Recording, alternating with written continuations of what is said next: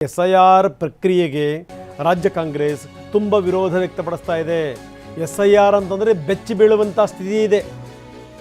ಎಲ್ಲೆಲ್ಲಿ ಏನೇನು ಅಧ್ವಾನಗಳಾಗ್ಬಿಡ್ತಾವೆ ಅಂತ ಜನರಿಗೆ ಈಗಾಗಲೇ ಏನೇನು ಹೇಳಬೇಕು ಅದೆಲ್ಲ ಪ್ರಯತ್ನವನ್ನು ಕೂಡ ನಾಯಕರು ಮಾಡ್ತಾ ಇದ್ದಾರೆ. ನೀವೇನಾದರೂ ನಿಮ್ಮ ಹೆಸರು ಉಳಿದ್ರೆ ಮಾತ್ರ ನಿಮಗೆ ಎಲ್ಲವೂ ಕೂಡ ಹಕ್ಕುಗಳು ಸಿಗ್ತವೆ, ಇಲ್ಲಾಂದರೆ ಸಿಗಲ್ಲ ಅಂತ ಕೂಡ ನಾಯಕರು ಹೇಳಿದ್ದಾರೆ. ಬೆಳಗ್ಗೆ 10:15ಗೆ ಕಾಂಗ್ರೆಸ್ ನಾಯಕರು ಸುದ್ದಿಗೋಷ್ಠಿ ಮಾಡ್ತಾ ಇದ್ದಾರೆ KPCC ಕಚೇರಿನಲ್ಲಿ. ಸುರ್ಜೇವಾಲಾ ಅವರು ಕೂಡ ಇರ್ತಾರೆ. ಯಾವ್ಯಾವ ಸಂಗತಿಗಳ ಬಗ್ಗೆ ಮಾತಾಡ್ತಾರೆ ಅನ್ನುವಂಥದ್ದು ಇಂಪಾರ್ಟೆಂಟ್. ಯಾಕಂದರೆ ಯಾವ ಸಂಗತಿಗಳು ಇಲ್ಲ, ಈ ನಾಯಕತ್ವದ ಬಗ್ಗೆ ಅಪ್ಪಿತಪ್ಪಿ ಮಾತಾಡಲ್ಲ. ನಾಳೆ ಹೆಂಗಿದ್ರು ಮುಖ್ಯಮಂತ್ರಿಗಳು ಹೋಗ್ತಾ ಇದ್ದಾರೆ, ಇನ್ನು ಈ ಮಂತ್ರಿಮಂಡಲ ಪುನರಚನೆ ಅದ್ರ ಬಗ್ಗೆಯೂ ಕೂಡ ಮಾತಾಡಲ್ಲ. ಆದರೆ ಯಾವುದಕ್ಕೆ ಕರೆದಿದ್ದಾರೆ ಹಾಗಾದರೆ SIR ವಿಚಾರಕ್ಕೆ ಸಂಬಂಧಪಟ್ಟಂಗೆನೇ ಮಾತಾಡ್ತಾರೆ. ನೋಡೋಣ ಏನಾಗಬಹುದು ಅಂತ.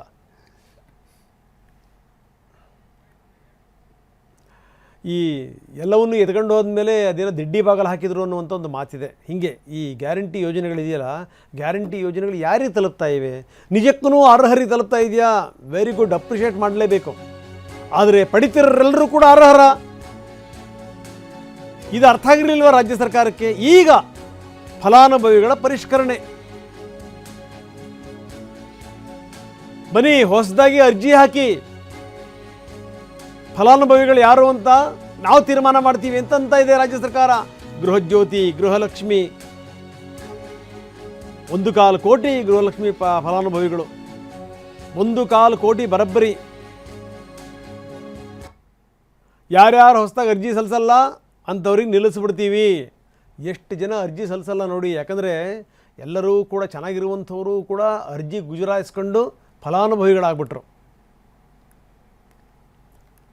ಬನ್ನಿ, ನಮ್ಮ ಪ್ರಸನ್ನ ನಮ್ಮ ಜೊತೆಗೆ ಸಂಪರ್ಕದಲ್ಲಿದ್ದಾರೆ. ಪ್ರಸನ್ನ, ನಾವು ನೋಡ್ತಾ ಇದ್ದೀವಿ ಒಂದೇನು ಅಂತಂದರೆ SIR ಬಗ್ಗೆ ಪತ್ರಿಕಾಗೋಷ್ಠಿ ಕರೆದಿರುವಂಥದ್ದೊಂದು, ಇನ್ನೊಂದು ಕಡೆಗೆ ಏನು ಅಂತಂದರೆ ವೆರಿ ಇಂಪಾರ್ಟೆಂಟ್ಲಿ ಈ ನಾಯಕರು ಏನಾದರೂ ಘೋಷಣೆ ಮಾಡುವಂಥ ಸಂದರ್ಭದಲ್ಲಿ ನಾವು ಏನು ಘೋಷಣೆ ಮಾಡ್ತಾ ಇದ್ದೀವಿ, ಅದರ ಪರಿಣಾಮಗಳೇನು ಎತ್ತ ಅದೆಲ್ಲವನ್ನೂ ಕೂಡ ಯೋಚನೆ ಮಾಡಬೇಕು.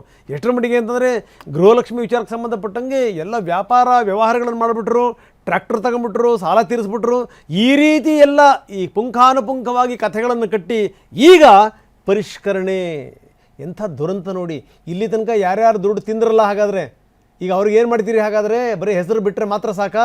ಇದ್ರ ಜವಾಬ್ದಾರಿನ ಯಾರು ಹೊರ್ತಾರೆ? ಈಗ ಜ್ಞಾನೋದಯ ಆಗಿದೆ ಅಂತಂದರೆ ಅದಕ್ಕೆ ಕಾರಣ ಏನು ಪ್ರಸನ್ನ? ರಂಗನಾಥ್, ಗ್ಯಾರಂಟಿ ಯೋಜನೆಗಳನ್ನ ರಾಜ್ಯದಲ್ಲಿ ಕೊಡುವಂತ ಸಂದರ್ಭದಲ್ಲಿ ಯಾವ ನಾಯಕರು ಕೂಡ ಫಿಲ್ಟರ್ ಮಾಡ್ತೀವಿ ಅಥವಾ ಇಂಥ ಕಂಡೀಷನ್ ಇದ್ದರೆ ಮಾತ್ರ ಗ್ಯಾರಂಟಿಗಳನ್ನ ಕೊಡ್ತೀವಿ ಅನ್ನುವಂತ ಮಾತನ್ನ ಹೇಳಿರಲಿಲ್ಲ. ಮಹದೇವಪ್ಪ ಅವರಿಗೂ ಫ್ರೀ, ಕಾಕಾ ಪಾಟೀಲ್ಗೂ ಫ್ರೀ ಅನ್ನುವಂತ ಘೋಷಣೆಗಳನ್ನ ಮಾಡಿ 5 ಗ್ಯಾರಂಟಿಗಳನ್ನ ತಂದಿದ್ರು. ಆದ್ರೆ ಕಳೆದ 3 ವರ್ಷಗಳಿಂದ ನಿರಂತರವಾಗಿ ಸರ್ಕಾರ 52 ಸಾವಿರ ಕೋಟಿಗಳನ್ನ ಪ್ರತಿ ವರ್ಷ ಕೊಡ್ತಾ ಇದೆ. 1.5 ಲಕ್ಷ ಕೋಟಿಯಷ್ಟು ಜನರ ಅಕೌಂಟಿಗೆ ಹೋಗಿದೆ. ಆದ್ರೆ ನೇರವಾಗಿ DBT ಮೂಲಕ ಹೋದಂತ ಈ ಹಣ ಅರ್ಹರಿಗೆ ಸಂದಾಯ ಆಗ್ತಿದ್ಯಾ ಅನ್ನುವಂತ ಪ್ರಶ್ನೆ ಬಂದಾಗ ಸರ್ಕಾರಕ್ಕೆ ನಿಜಕ್ಕೂ ಕೂಡ ಒಂದಷ್ಟು ಪ್ರಶ್ನೆಗಳು ಕಾಡ್ತಾ ಇದ್ದಾವೆ. ಗ್ಯಾರಂಟಿ ಅನುಷ್ಠಾನ ಸಮಿತಿ ಒಂದಷ್ಟು ಸಮೀಕ್ಷೆಗಳನ್ನ ಮಾಡಿದೆ, ಒಂದಷ್ಟು ದಾಖಲಾತಿಗಳನ್ನ ಸಂಗ್ರಹವನ್ನ ಮಾಡಿದೆ. ಅದರ ಆಧಾರದ ಮೇಲೆ ಗ್ಯಾರಂಟಿ ಪರಿಷ್ಕರಣೆಗಳನ್ನ ಮಾಡಲೇಬೇಕಾ ಅಂತ ಪರಿಸ್ಥಿತಿ ಇದೆ ಅನ್ನುವಂತ ಒಂದು ವರದಿ ಸಿಕ್ಕಂತ ಹಿನ್ನೆಲೆಯಲ್ಲಿ ನಿನ್ನೆ ನಡೆದಂತ SIR ಸಭೆಯಲ್ಲಿ ಈ ವಿಚಾರವೂ ಕೂಡ ಪ್ರಸ್ತಾಪ ಆಗಿದೆ.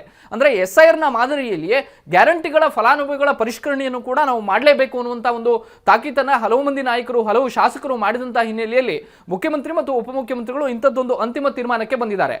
ಈಗ ಇರುವಂತಹ ಗ್ಯಾರಂಟಿ ಯೋಜನೆಗಳ ಪೈಕಿ 2 ಗ್ಯಾರಂಟಿಗಳನ್ನ, ಅಂದ್ರೆ ಸರ್ಕಾರಕ್ಕೆ ದೊಡ್ಡ ಮಟ್ಟಿಗಿನ ಹೊರೆ ಆಗ್ತಾ ಇರುವಂತಹ ಗೃಹಲಕ್ಷ್ಮಿ ಮತ್ತು ಗೃಹಜ್ಯೋತಿ 2 ಗ್ಯಾರಂಟಿ ಯೋಜನೆಗಳನ್ನ ಪರಿಷ್ಕರಣೆ ಮಾಡಬೇಕು. ಅಂದ್ರೆ ಗ್ಯಾರಂಟಿ ಪರಿಷ್ಕರಣೆ ಅನ್ನೋದಕ್ಕಿಂತ ಹೆಚ್ಚಾಗಿ ಫಲಾನುಭವಿಗಳ ಪರಿಷ್ಕರಣೆಯನ್ನ ಮಾಡಬೇಕು ಅನ್ನುವಂತ ತೀರ್ಮಾನಕ್ಕೆ ಸರ್ಕಾರ ಬಂದಿದೆ.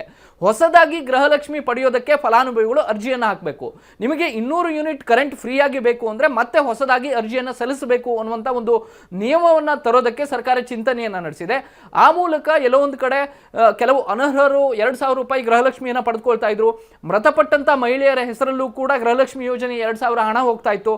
ಯಾರ ಬ್ಯಾಂಕ್ ಅಕೌಂಟ್ ಬೇರೆಯವ್ರದಿತ್ತು, ಅಲ್ಲಿ ಹೆಸರಿದ್ದಂಥದ್ದು ಬೇರೆಯವರು. ಈ ರೀತಿಯ ಒಂದಷ್ಟು ಲೋಪದೋಷಗಳು ಕಂಡು ಬಂದಂತ ಹಿನ್ನೆಲೆಯಲ್ಲಿ ಬರೋಬ್ಬರಿ 1,24,00,000 ಮಹಿಳೆಯರ ಅಕೌಂಟ್ಗಳಿಗೆ ನೇರವಾಗಿ ಗೃಹಲಕ್ಷ್ಮಿ ಹಣ ಹೋಗ್ತಾ ಇದೆ. ಅದರಲ್ಲಿ ಲಕ್ಷಾಂತರ ಮಂದಿ ಈಗಾಗಲೇ ಮೃತಪಟ್ಟಿದ್ದಾರೆ. ಅಂತವರ ಹೆಸರಿಗೂ ಕೂಡ ಹಣ ಸಂದಾಯವಾಗ್ತಾ ಇದೆ. DBT ಮೂಲಕ ನೇರವಾಗಿ ಹಣ ಹೋಗ್ತಾ ಇದೆ. ಇದನ್ನ ಫಿಲ್ಟರ್ ಮಾಡಬೇಕು ಅಂದ್ರೆ ಹೊಸದಾಗಿ ಅರ್ಜಿ ಕರೆಯುವಂಥದ್ದೇ ಸೂಕ್ತ ಅನ್ನುವಂಥ ಅಭಿಪ್ರಾಯಕ್ಕೆ ಸರ್ಕಾರ ಬಂದಿದೆ. ಹೀಗಾಗಿ SIR ನ ಹೇಗೆ ಪರಿಷ್ಕರಣೆಯನ್ನ ಚುನಾವಣಾ ಆಯೋಗ ಮಾಡ್ತಾ ಇದೆಯೋ ಅದೇ ಮಾದರಿಯಲ್ಲಿ ಸರ್ಕಾರ ಗ್ಯಾರಂಟಿ ಫಲಾನುಭವಿಗಳ ಪರಿಷ್ಕರಣೆಯನ್ನು ಕೂಡ ಮಾಡೋದಕ್ಕೆ ತೀರ್ಮಾನವನ್ನು ತೆಗೆದುಕೊಂಡಿದೆ. ಬಹುತೇಕ ಇದು ಸಚಿವ ಸಂಪುಟ ಸಭೆಗೆ ಪ್ರಸ್ತಾಪ ಬರಬೇಕು ಅಂತ ಅನ್ಸುತ್ತೆ. ಸಚಿವ ಸಂಪುಟ ಸಭೆಯಲ್ಲಿ ಮತ್ತೊಂದು ತೀರ್ಮಾನ ಆದ ಬಳಿಕ ಸರ್ಕಾರ ಹೊಸದಾಗಿ ಗೃಹಲಕ್ಷ್ಮಿ ಮತ್ತು ಗೃಹ ಜ್ಯೋತಿ 2 ಯೋಜನೆಗಳಿಗೆ ಮತ್ತೆ ಹೊಸ ಅರ್ಜಿಯನ್ನ ಸ್ವೀಕಾರ ಮಾಡುವಂತ ಸಾಧ್ಯತೆಗಳಿದಾವೆ. ಆ ಮೂಲಕ ಅನರ್ಹರನ್ನ ಫಿಲ್ಟರ್ ಮಾಡಬೇಕು ಅನ್ನುವಂತ ಸರ್ಕಾರದ ಪ್ಲಾನ್ ನಡೀತಾ ಇದೆ ರಂಗನಾಥ.